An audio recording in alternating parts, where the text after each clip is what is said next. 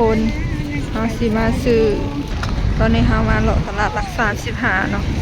เอาสิมาซื้อเท่าทุกคนข่อยอยากกินเท่าข่อยบ่ได้กินเท่าแต่โดนแล้วถ้าได้เท่ากองเท่าใดกอง10,000ลูกเอากองหนึ่งโดยปลาขอหน้าบ่นี่ปลาขอหน้าปลาดุกหน้าค่ะหอยบ่เอาบ่ลูกกองเท่าใดหอยกับกอง10เอากองหนึ่งแพงบ่บ่ได้กินเท่าอยากกินเท่า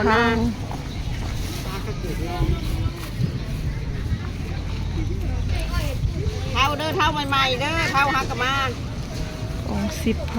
10,000อันนี้ขายข้าวปุ้นเนาะเขาจะซื้อเมื่อลาบทุกคนชื่อหอยชื่อเท่าชื่อมักถั่วก่อนไหมซื้อหอยกองหนึ่งเท่ากองหนึ่งอย่างละ10,000เนาะทุกคนหิวข้าวบ่ท่านได้กินข้าวตอนนี้สายแล้วก็บ่ท่านได้กินข้าวอยู่เนาะเห็นเท่าเลยบ่ได้กินเท่าเด็ดอ่อนเลยคิดอยากไปช่วยซื้อเอามักถั่วกันเลยซื้อยังไงเนาะมักถั่ว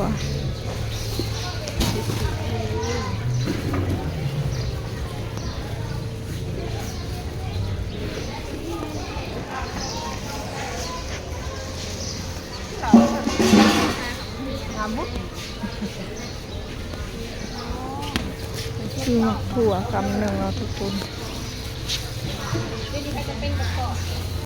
ซื้อนั่นนะทุกคนมาใส่ลาบเทา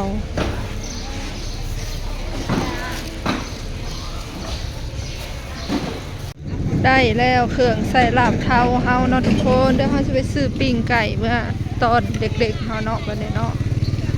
ซื้อปิ้งไก่ก่อนเอาเมื่อจานเข่าให้กับมาเฮาเด็กๆเฮานี่แหละปิ้งไก่ตัวละ50,000เนาะไก่โตบะนางไก่โตบะปิ้งห่อนๆเลยตัวนี้เอา2 โตคือเก่า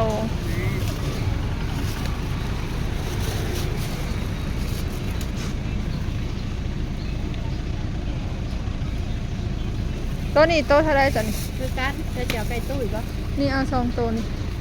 คือว่าตุ้ยแท้ตุ้ยหางผมมีหัวว่ามันสองแบบนั่นพันมันคือไก่ลาดมีพันชีตุ้ยตัวนี้ปะเอาตัวนี้แหละโตเท่าไรก็เรียกว่า45ก็ได้บ่ได้แถมเครื่องในบ่มื้อนี้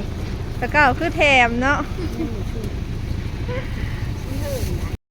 แห้งแบบคงมีพี่น้อง9 โมงข่าว10 โมงหรือว่าท่านได้กินข้าวเช้าอยู่เนาะเขาก็สิได้เมื่อหาลาบเทากินอยู่เฮือนไปแล้วคงมีพี่น้องของกินสุกก็ซื้อเมื่ออยู่เนาะแต่กับบ่อยากสำหรับเทาเขาก็สิปั้นกินข้าวก่อนจักเล็กจักหน่อยจังสิไปหาลาบเทากินเนาะทุกคนตอนนี้ท้องห้องไหลกันอยู่เนาะมันหิวข้าวแห้งแล้วคงมีพี่น้องพบพ่อกันคือเก่าอยู่เฮือนไปแล้วเด้อไปหาลาบเทากินก่อนเนาะมาตลาดกะได้ปลาทูได้ใส่กรอกได้ปิ้งไก่แล้วก็ได้เทาได้หอยเมื่อลาบเนาะทุกคนเมื่อลาบเมื่อก้อยเสร็จกันเนาะไปพบไปพ่อกันอยู่เฮือนแล้วคงมีพี่น้องข้าวก็มาข้างน้ำเนาะทุกคน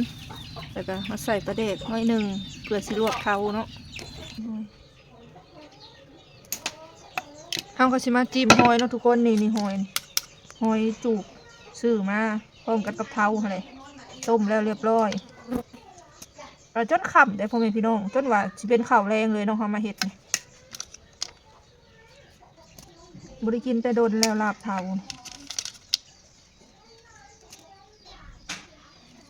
หอยก็มีแต่หน่วยตุ้ยๆได้นี่จักว่าแง่บ่จักเนาะจักว่าหอยเขาหากระงุ้มมาบ่จักอันนี้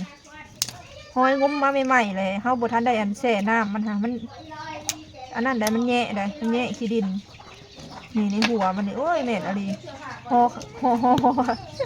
อยเขาหามาใหม่ๆแล้วมาต้มโดดเฮาบ่ได้แช่น้ำมันจะคืนหนึ่งก่อนโอ้ยหอยก็ได้มันหน่วยน้อยก็น้อยวัดหน่วยอ้วนก็อ้วนวัดหน่วยจอยก็จอยมาล่างเท้านะทุกคนนี่เท้า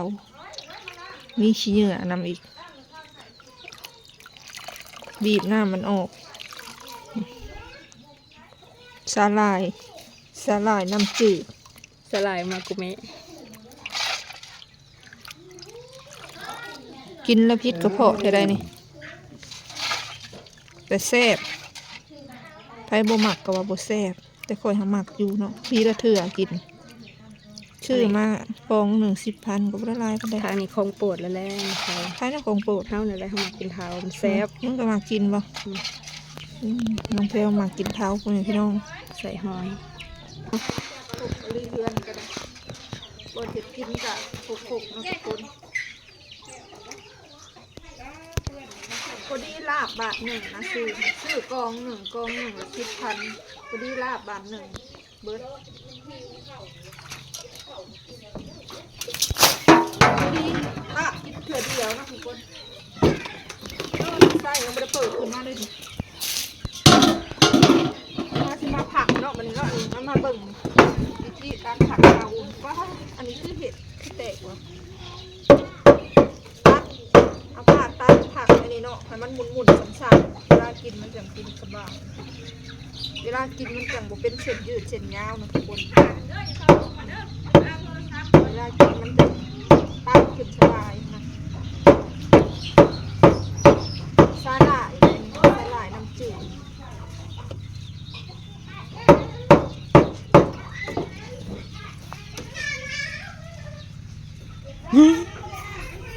มาเอาลงหม้อกัน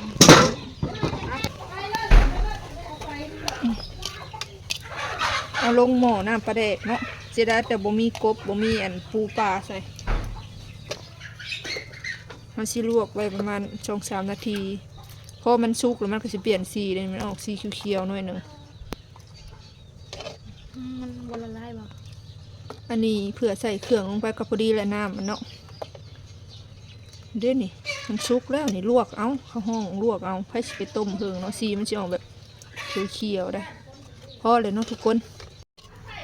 มาฮะวันนี้ฮัสิมาลาบเท้าเนาะทุกคนใส่อันนี้ลงไปก่อนหมักถั่วกับหมักเขือหัวหอยผักเสริมเนาะผักเสริมผักบัวผักหอมป้อม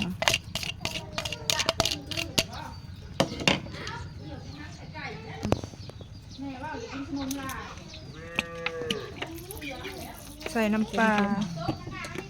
เค็มนะว่าท่านได้ใส่เกลือเนาะใส่น้ำปลาสิ่งที่ขาดบ่ได้คือข้างนอกบ่แม่นอีหยังบอกแค่ นัว เป็นนัว ยังไว้อ่ะ หมักพริกขั่วเนาะทุกคนบ่มีอันซีนปลาใส่ข้าวขั่วเนาะนี่เสียดายแต่บ่มีอันซีนปลาใส่เนาะ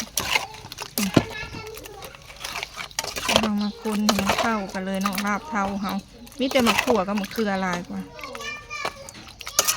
น้ำอยากลายโพดลาบเทาก็ได้ใส่น้ำลายโพดทุกคน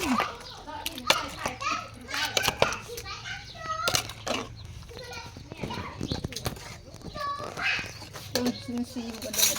หอมข้าวคั่ว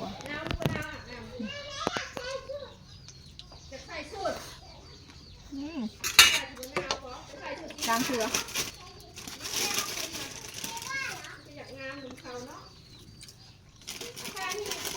แค่จะได้แต่บุมีอันซีนปลาค่ะ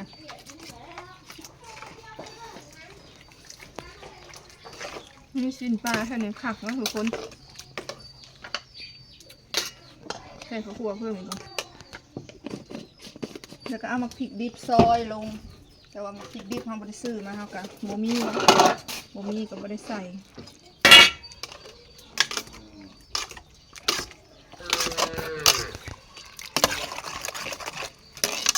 อ้าวบ่วงส้มมาสิมากินเลยได้บัดนี้ตักใส่ถ้วยเนาะนี่ถ้วยก็ถ้วยเก่าสินี่แหละกินบ่แพ้วบ่กินบ่ยังบ่อยาก รอนี่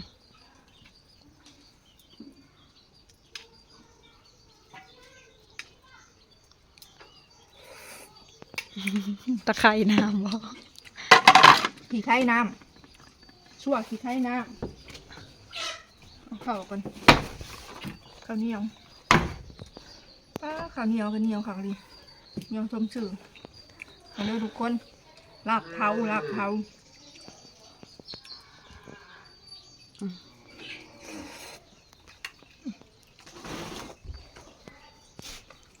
นั่งกินดีๆก่อนเนาะชุมเพิ่นยังบ่อยากก็กินก่อนเลยหิวข้าว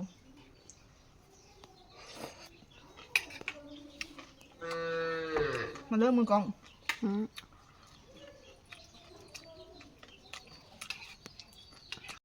ทุกคนเอ้ย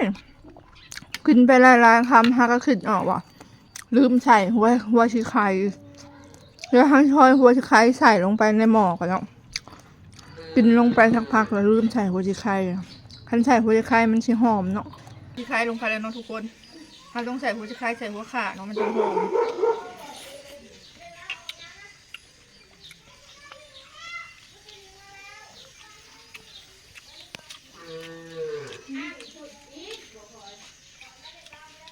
4 โมงแรงแล้วเนาะตอนกินข้าวกันแล้วแรงเลยนะ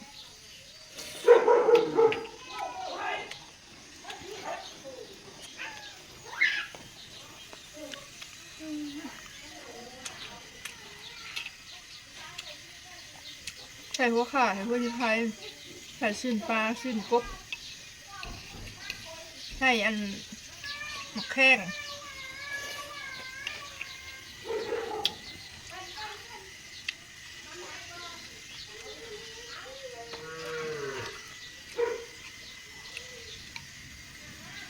ใส่หมกแข้งลงไปหย่ำแตกปอก